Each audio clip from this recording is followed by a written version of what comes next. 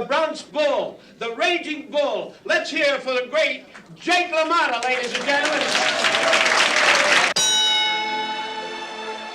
I'm the best. And I can take it more than anybody.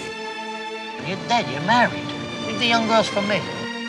There's no way I'm going down. I don't go down for nobody. What is it with him? Why does he have to make it so hard on himself? If you beat Sugar Ray, you'll get a shot at the title. You feel that way? There's no one else around who wants to fight me. They're all afraid. There's a lot of bad things, Joey. Maybe it's coming back to me.